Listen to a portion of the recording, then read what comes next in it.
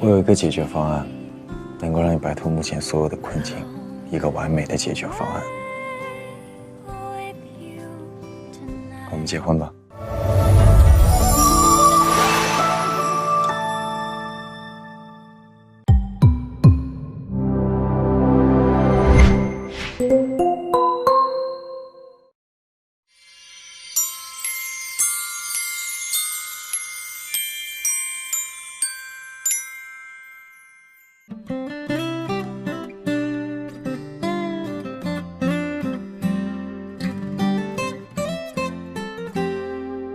我想要每一天都和你在一起，像一键开启追捕每一天更新的小甜剧，从第一季到永不结束的大结局。我想要每一集有个甜甜的你，我想要每一集加段甜甜的戏，像一段 MV， 且铺垫都是为了甜蜜蜜。有龙卷风暴风雨不重要，那都不是主题。我想要有一段量身剪辑为你，你的调皮可爱被我无限放大，精准的捕捉到你的小情绪，跟随着你的脚步此起彼伏在梦里。你的柔软细腻被我认真收集，宠你的纵容着你的小脾气，追逐着有你的镜头反复回看在心里。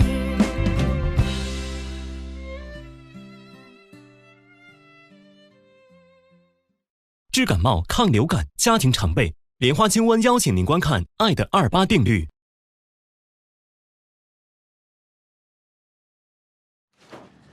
还有一点，老周，你一定要注意，如果条件允许的话，你要见一见工厂所有的股东。有些大股东和小股东之间有经济纠纷，那么你在收购上就会增添很多不必要的麻烦。最大决策人如果可以的话，最好连家属也见一见。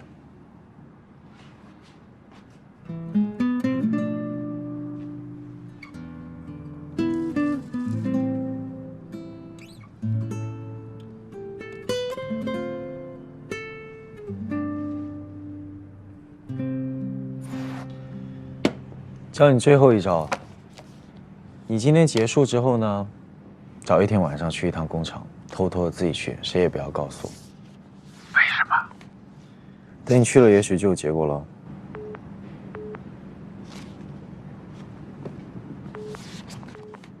好了，不跟你说了。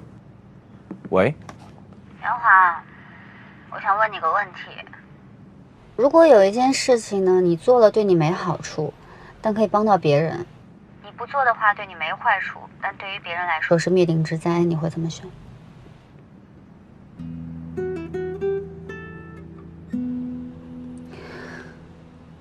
你在听吗？我在听。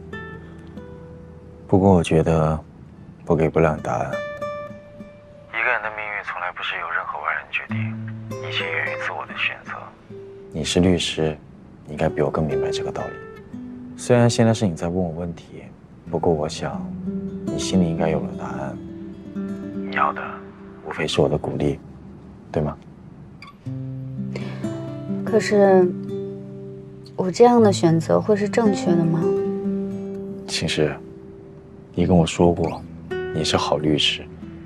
一个好律师会做什么样的选择？我知道了，谢谢你。杨华。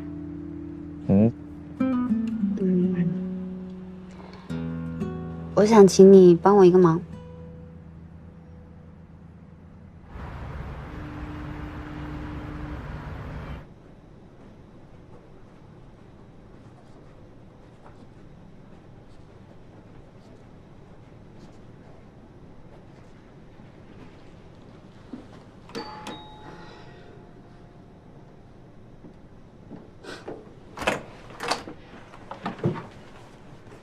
你来干什么？看样子你已经知道程宇会更换代理律师的事情了。我不得不说，你们这帮律师真的一次一次刷新我的三观底线。这说黑是你们，说白又是你们。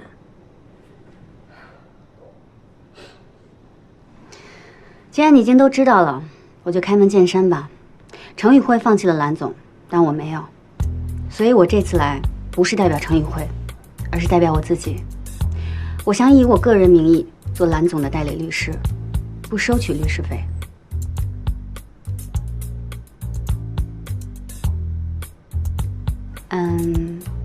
我可以进去了吗？你们程宇辉的律师风格还真是独树一帜，一个个都不喜欢按常理出牌啊。秦律师，你果然没让我失望，你来的正好。李律师刚刚把我们现在要面对的情况都说了一下。李律师，你怎么也来了？这话应该我问你。李律师比你早到了半个小时，说的话跟你刚才说的一模一样。啊，英雄所见略同。现在我想问你们俩同一个问题：为什么在所有人都放弃这个案子的情况下，你们反而一定要代理，甚至都不收费？我说，你说。您请。那我就接着刚刚的话往下说了啊。这个案子从目前的状况来看，要扭转现在的局势，说实话挺难的，但也并不是毫无机会。我想99%的律师接到这个案子，一定会劝您放弃，宣布破产的。只有1%不会放弃的，也就我们这样的律师。最见不得的，就是看到弱者受到不公平的待遇。秦律师，是这样的吧？那我不是，我跟李律师不一样，我不是来匡扶正义的。我只是认为这个案子非常有难度，有挑战性。对于我来说，这个案子要么一战成名，要么一败涂地。我个人不接受后者。我也相信你们的诚意。现在我想听听你们的具体方案。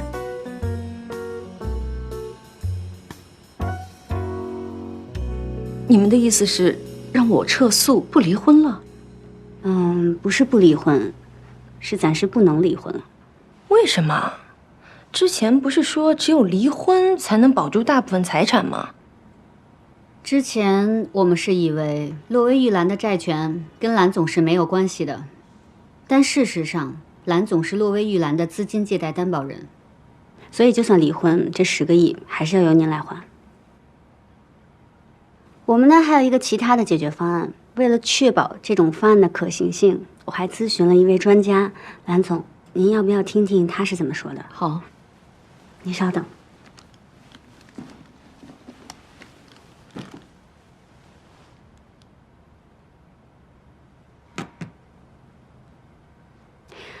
杨华，你可以开始说了。要解决债务问题，目前有2种方式：一，出售资产。蓝总在玉兰集团的股份有50%流通股，但这些流通股的市值相比债务来说就是杯水车薪，所以如果要偿还贷款，只能出售你手上绝大部分的非流通股。目前董事会成员里面有资格吸纳这些股份的，只有你的兄长了。可我知道之前你们有过一些纠纷，他现在能不能帮你，你自己心里应该很清楚。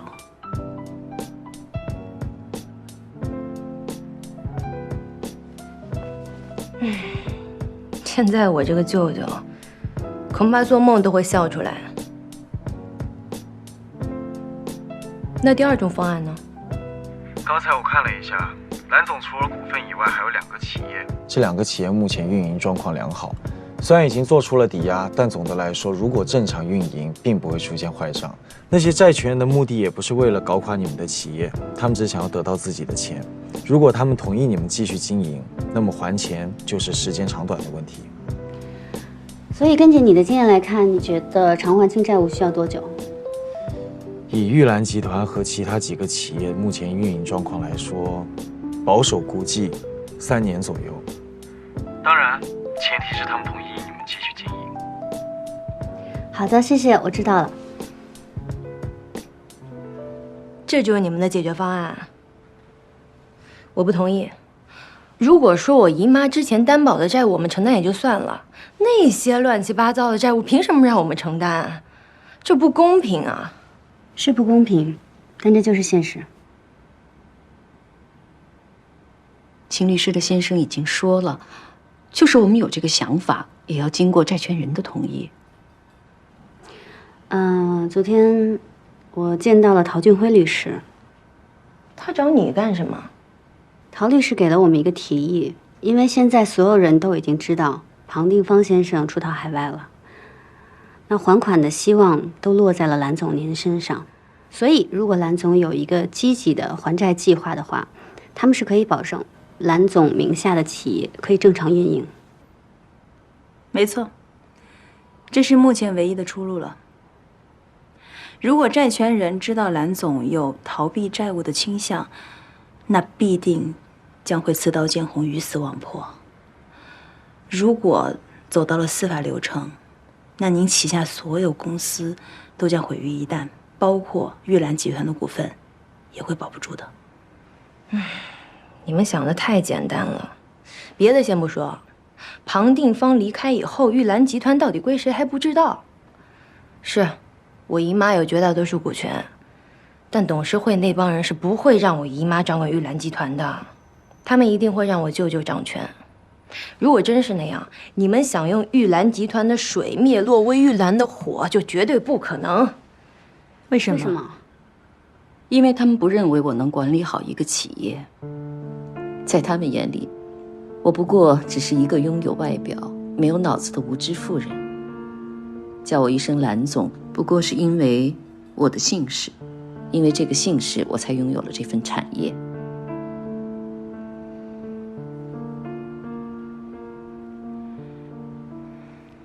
蓝总，其实我觉得别人怎么看你，并不重要，重要的是你怎么看你自己。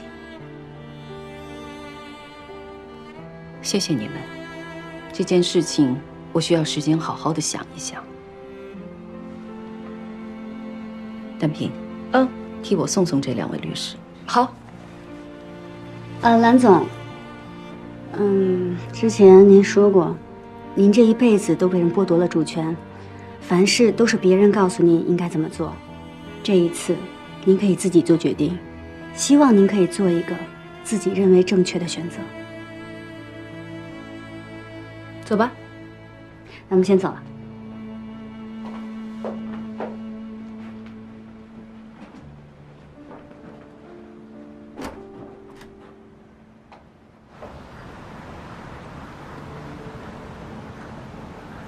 秦律师，这是我们第3次有共同的秘密了，希望这次能够合作愉快。鸡蛋，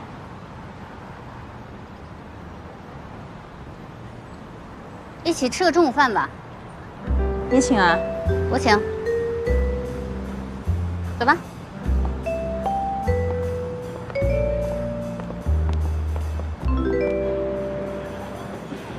秦师，这次我的确对你挺刮目相看的。你可别夸我，夸我听着难受。我这次可是发自内心的啊！一直以来我都觉得你是那种爱钻营的马屁精，没想到这次你对蓝小婷付出这么大。你可要知道，万一要是唐总知道了这件事情，你的代价可比我大多了。那我不同意。我呢，虽然是程宇会的员工，但我卖给公司的只是我的时间，并不包括我的人品，还有价值观。我呢，用我自己的私人时间做我愿意做的事情，又不违背律所的利益，就算被人知道也没什么。所以啊，咱们以后讨论案件最好在非工作时间。同意。看着庞定方这样的人逍遥法外，我是真受不了。你也是吧？哎，不过你这个人，你都看了这么多了，你还想着自己能结婚，这点我真佩服你。可能是我父母关系比较好吧，我对婚姻的态度一直挺乐观的。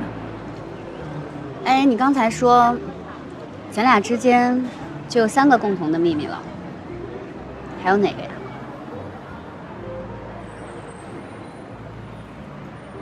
上次刑事部被开除的小高，他关于陈宇慧2500万的消息，其实是听了我跟老乔的聊天才知道的。这件事情你是清楚的，但是你并没有让唐总去追查消息来源，也没有拿这件事情让我难堪。这个人情，我记着。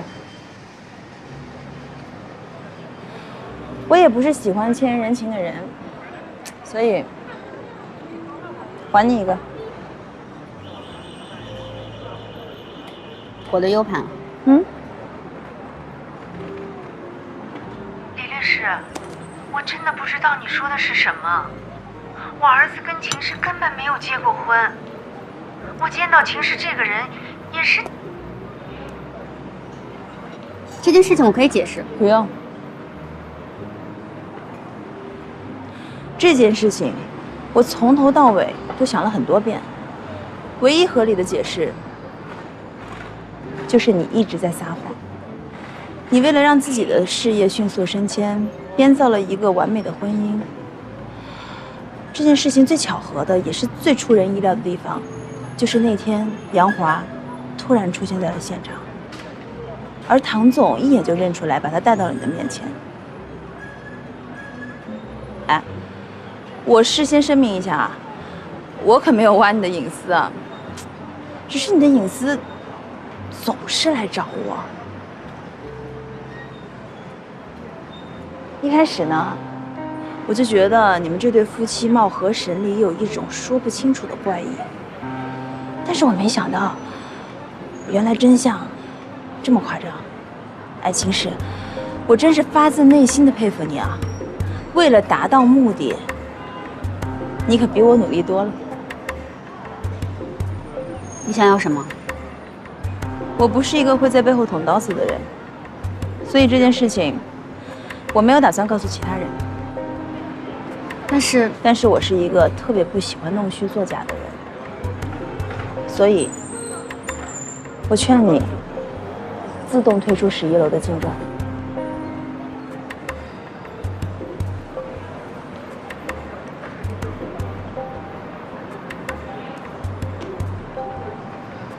就算我退出，也不代表你能上。嗯，我知道啊。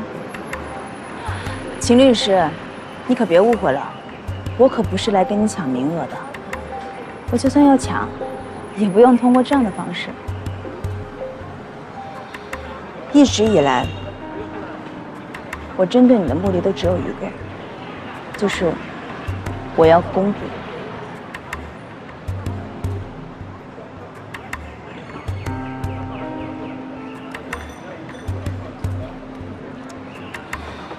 谢谢你请我吃午饭，还给你。我们回头再见。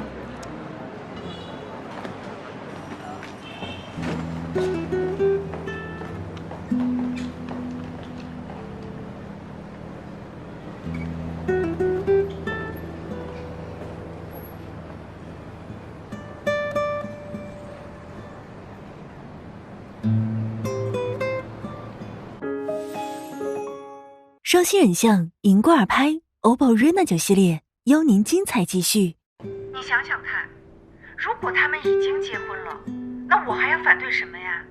我又不是什么老古板，也不是什么恶婆婆。我儿子28岁，花样年华，前程似锦，你随便到我们小区打听打听都知道的呀。所以呀，你那个赔偿的事情不能赖在我们头上。你有什么想法？没有想法。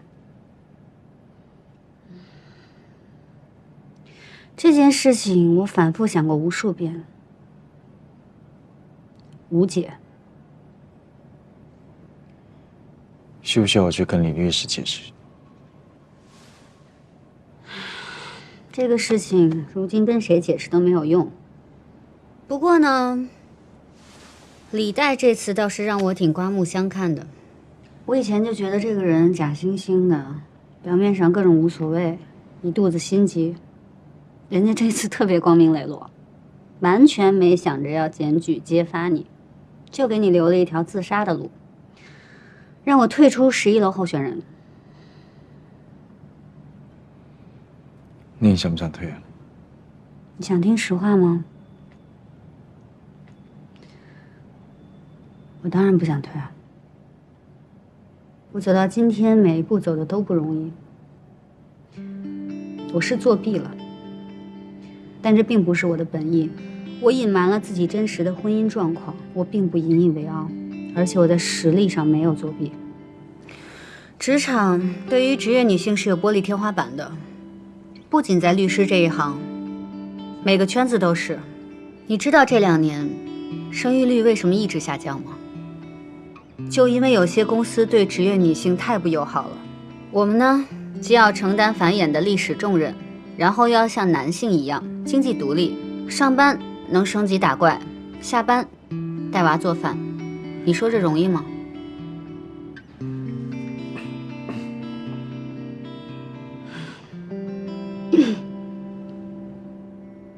还好，现在好多女孩其实也没那么傻。既然无论如何也满足不了社会和家庭对我们的需求呢，我们不玩了总可以吧？我就管好我自己，过自己的，这都不行。结了婚的，怕你生孩子，生了一个的怕你再生一个，拜托我也怕好吗？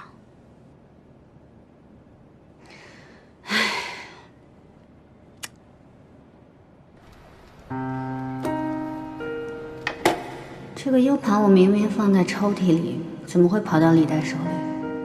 这件事，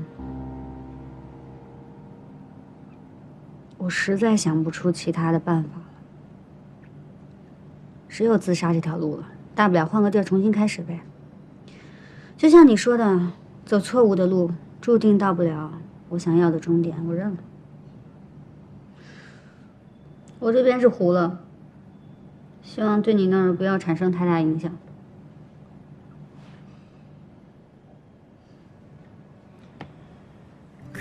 我能问你个问题吗？嗯。如果你到了11楼，你会跟你的老板说出你真实情况吗？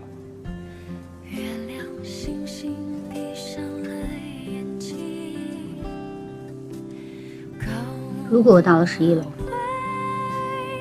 我当然要说。我还要改变这种情况呢。这种对于单身职业女性的职业歧视，就是一种错误。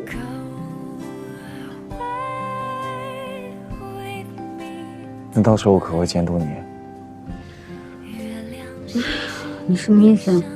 我有一个解决方案，能够让你摆脱目前所有的困境，一个完美的解决方案。我们结婚吧。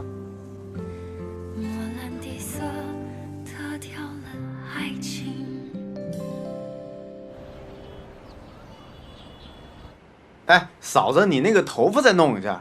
哎，对，再弄一下。哎，爸，你往右边靠，往右边靠啊。哎，好。哎，梅梅，你往那边点，我不想真的。啊，你往那边。好，这是你的地儿啊。对，好。哎，平时能不玩手机了吗？有那么重要吗？啊？哎，好。哎，你干嘛呀？哎呀，没事，这个椅子我裙子一挡看不出来。哎，现在准备了啊！哎，倒计时了，10、9、8、7、6。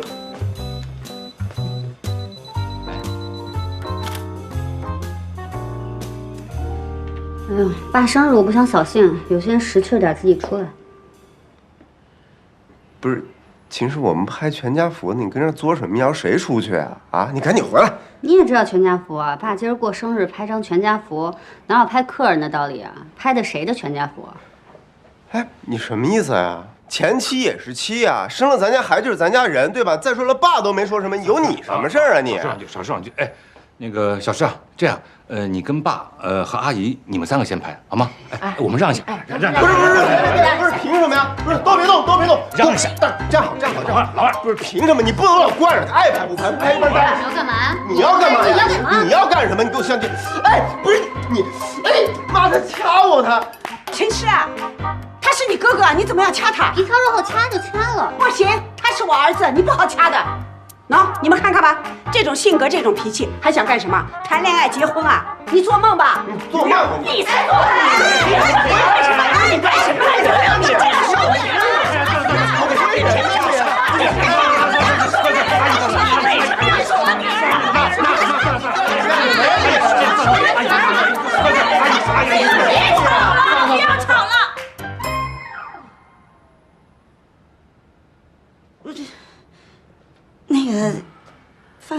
好了，今天爸生日，咱们先吃饭吧。啊，爸生日，菜都做好了，先吃饭吧。啊，一会儿再拍。好，先吃饭，吃完饭再拍。饭先吃饭，吃完再拍，吃完再拍，没事。哎，先吃饭呀，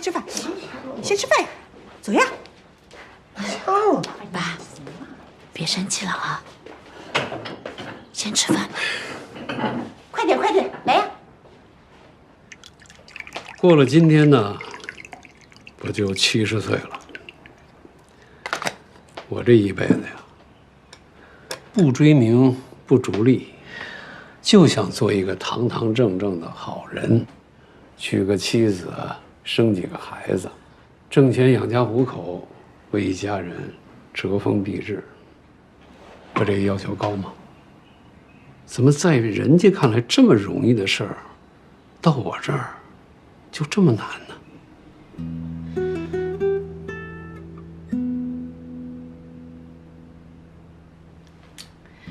那个，爸，要不我陪你喝一杯？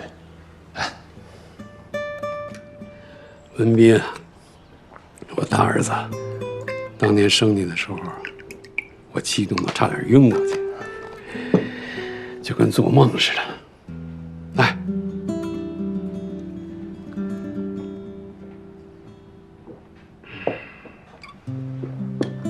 我跟你生母离婚的时候，你才4岁。他心气儿高，非要出国发展，我能帮他的，只能是放他走。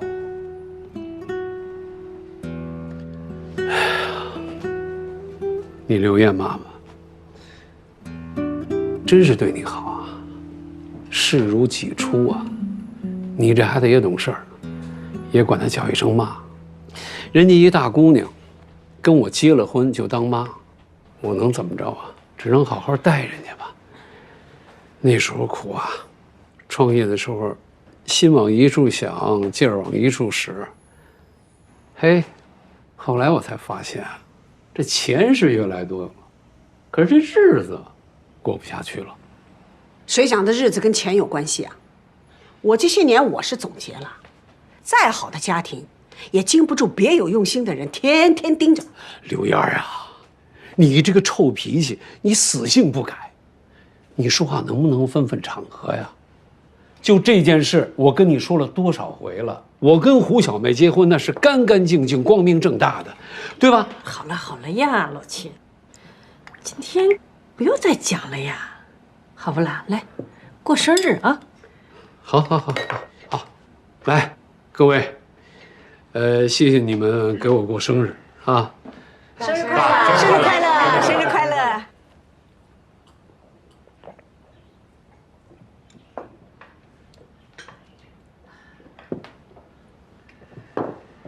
你们看在我这个既不是称职的丈夫，又不是称职的爸爸的老头子的份上，咱能不能不吵了？啊？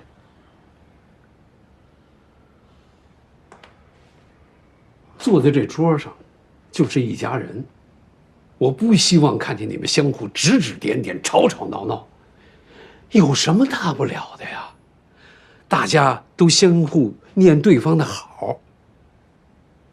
刘燕儿，这我就得说你了。你是文斌文宇的妈妈，可是，在今天这个场合啊，你就是个客人，没什么可说的。你说孩子吵吵闹闹就算了，你跟着瞎起什么哄啊？你讲的嘛有道理，但是刚才的事情你也看见了，谁先动的手啊？就算有的人不把我当成这个家的人，没有问题。但是文宇是我儿子，他从小只有妈没有爹的，他受了委屈，我不帮他谁帮？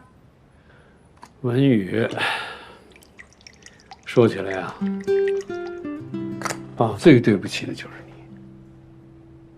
你。你看啊，好像娇生惯养长大的似的，实际上我知道啊，那是跟我们在后厨长大的。那时候创业苦啊，也顾不上他。家里是开饭馆的，倒没人给他做饭吃，饥一顿饱一顿的。他饿极了，抓起生肉他都敢吃。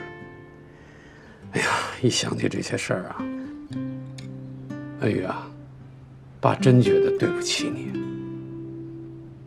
爸，那个时候压力大呀，脾气就大，没耐心，打骂多，教育少。你从小就不爱读书，你读书少就算了吧，那脑子还不好使，经常被人骗。子不教，父之过呀，得，这都是爸的责任。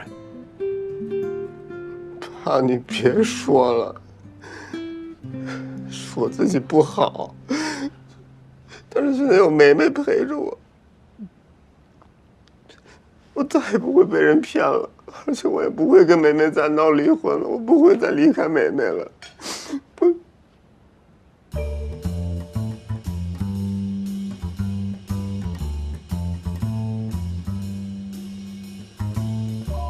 终于说实话了吧？不是爸，你听我说，不是你解释个屁！我瞎说的，不是。我跟你说，你那眼睛一转，想什么歪点子我都知道。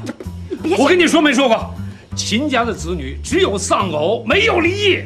爸，你这话我不同意啊！这我妈活得好好的，大哥他妈也活得好好的，这你丧哪门子的偶啊？没说错。你还跟我顶嘴是吧？我今天非得好好教育教育你。爸，你别老说我了。你说秦诗，不可以，不好讲。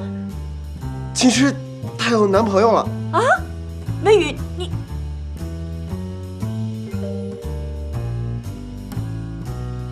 哎，对，哎，秦诗她有男朋友了，都已经交往2、3年了，是不是？现在都住一起了。她之前那个跟陶俊辉分手，就是因为这种。秦宇，你疯了你！小诗，他讲的是真的啊？哎呦，你跟妈妈讲呀，你跟妈妈讲呀，好不好啊？啊？这个事儿我能解释。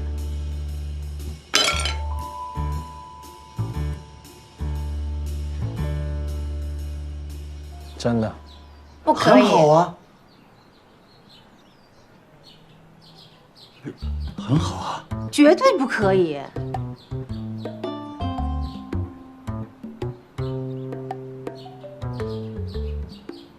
儿子，我之所以这段时间没有阻止你跟秦氏接触，不是说我认可他了，而是我觉得我儿子一不笨，二不是没有见过世面的人。只要给你时间，你一定会做出明智的选择。但是我真的没料到，我真的是低估了秦氏的野心。哎呦，人家只是一个30岁的姑娘，没必要把话说得这么严重吧？什么30岁啊？34，虚岁都35了。儿子啊，你知不知道啊？这个秦诗居然在单位里说跟你已经结婚2年了。现在所有人都以为我是骗子，明明自己儿子结婚了，偏偏说单身去骗相亲。你说说看，什么样的人呀，要这么破坏别人的名声？结婚这种事情是可以乱说的吗？这个不可能吧？怎么不可能啊？是他们领导亲口告诉我的。你知道他们领导还怎么说吗？他说呀，妈，上次人家秦氏都说过了，他不希望你在不经过他同意的情况下私下跟他同事接触。我记得你答应了。我没答应啊。要不是上次人家说要我们赔偿经济损失，我不会去跟他沟通的。我这是被逼的。那个人叫李代，他不是秦氏领导，相反，他是跟秦氏有竞争关系的同事，所以他说的什么话你都不能完全去相信。哎，对，儿子说的有道理。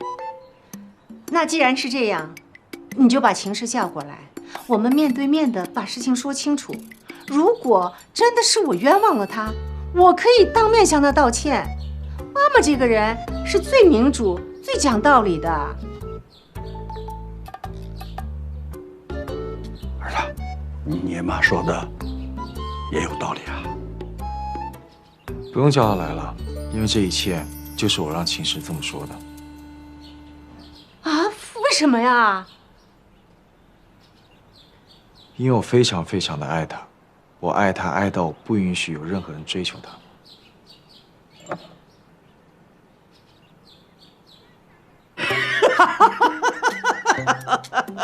臭小子，行，不愧是我儿子，这点随我，随我。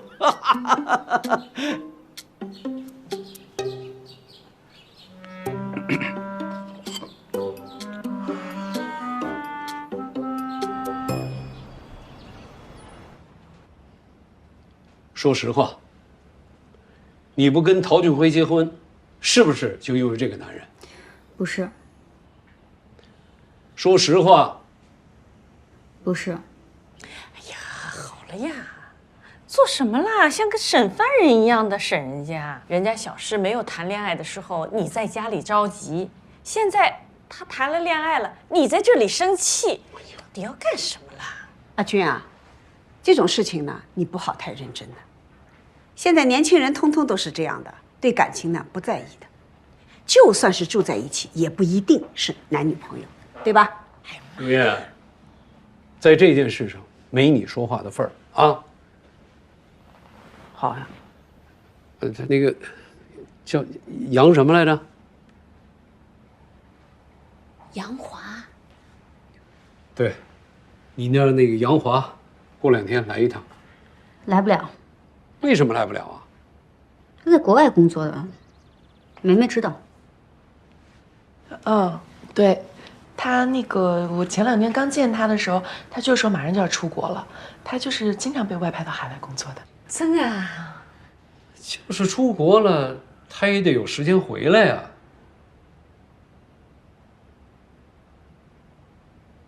等新年吧。新年？啊，到年底了呀。你们这样谈恋爱，1年才能见几次面呀？本来大家就工作都忙，就算都在同一个城市，也不是经常见。有事就打电话，没事各忙各的，挺好。啊？那你们这样怎么结婚呀？我没想过结婚啊。哎，你不要结婚，你跟他在一起做什么了啦？啊？我们秦家的规矩呢，是只可以丧偶，不能离婚，这是爸定的规矩，我肯定得遵守。但我觉得啊，没有金刚钻不揽这个瓷器活，我实在对自己没有信心，结了能不离。这个事儿呢，用我二哥的话说，就是他说我是变态，我要认起死理来，我连我自己都怕。我可没说过，你别往我身上扣啊。到时候，万一我扛不住了。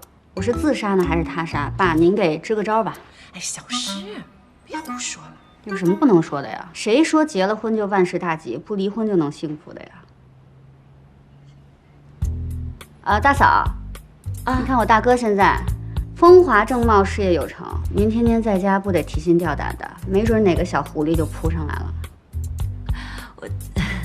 梅梅，你嫁给我这个二货哥哥。你自己心里有多后悔，你肯定比我清楚。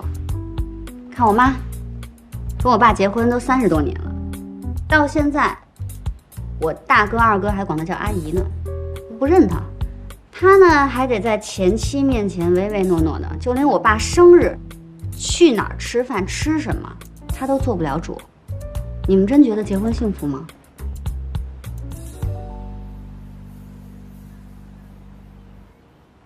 行，你在这儿等着我呢，是吧？长本事了，不愧是大律师啊！管不了喽，管不了喽。哎，大律师啊，劳您驾，以后不烦劳您光临我那寒舍了啊。您呢也别叫我爸爸，我管您叫祖宗。没有，祝您生日快乐！不用你们赶，我自己走。哎，小诗，谁别拦他！跪下！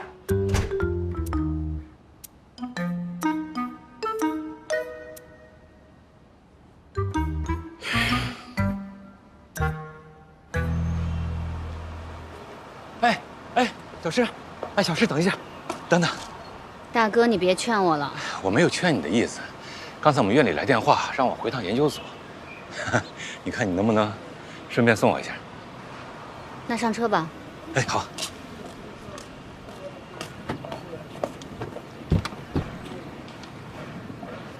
哎呀，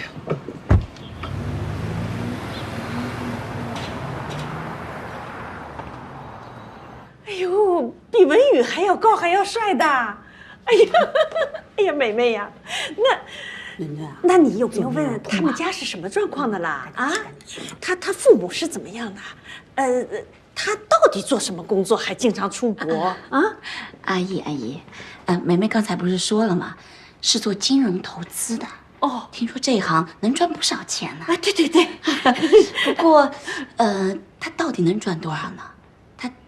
他在上海有没有房子？多大？在哪个区？他有没有车呀？不是，这些我真没问。哎呦，这么重要的事情，你怎么会不问的啦？就是这么重要的问题，能哪能不问问呢？你吃你的饭，好意思说话？都是你，让你给我保密，你怎么张嘴就来啊？告密，怎么面对情势？我被动死了。这种事情呢，本来应该是可以讲的，光明正大嘛，为什么要躲躲藏藏呢？哎，说不定这个杨华就是个不正经的人。哎呦，不要瞎讲呀！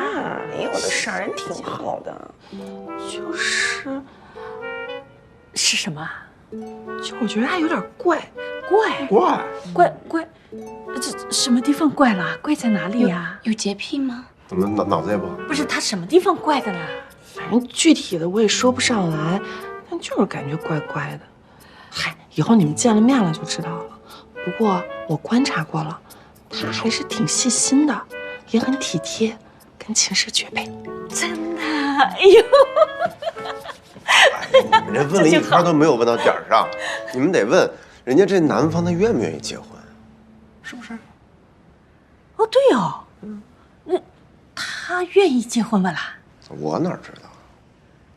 哎，那个小杨愿意结婚不啦？我也不知道。愿意结婚不啦？他应该愿意的呀。会愿意的。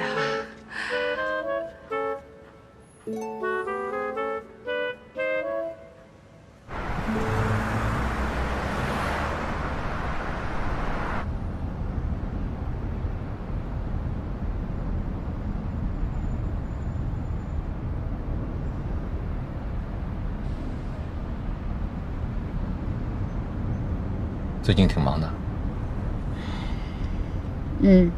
怎么了？不开心啊？你说呢？哎呀，那就聊点开心的事儿。哎，跟你说件事儿，我们单位的老领导马上就要退休了，他提出建议让我来接班当院长。那挺好的呀。你要当了院长，嫂子不得高兴死？哎呀，你这张嘴啊，只要一开口，那就是大规模杀伤性武器。哎，刚才在家我是不是说的有点太过了？你还知道错了呀？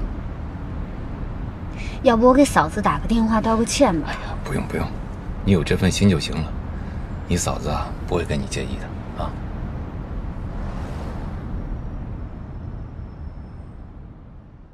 29年销量领先，南孚聚能环邀您观看《爱的28定律》。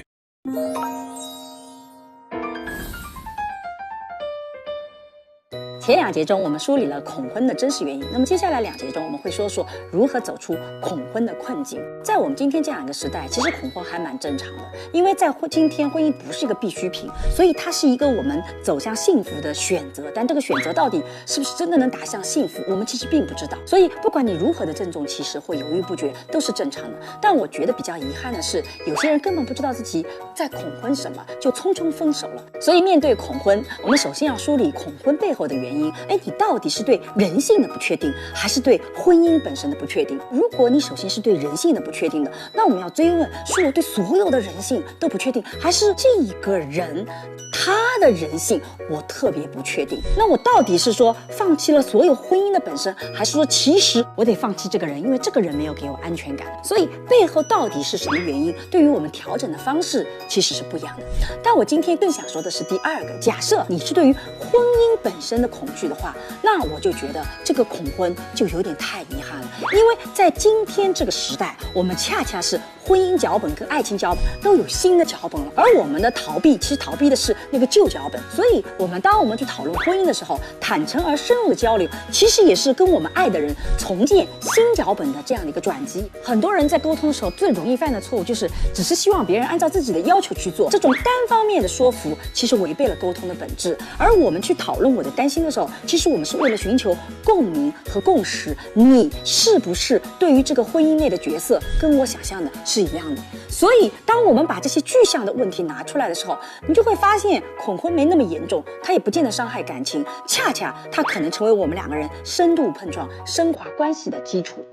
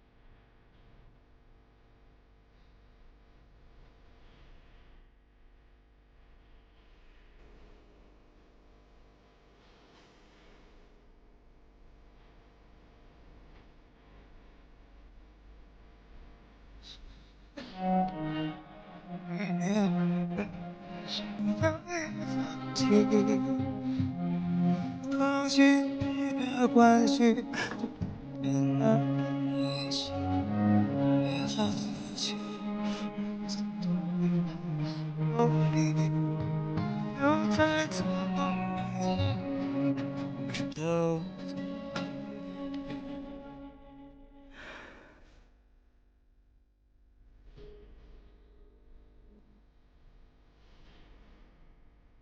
想要遇见的答案。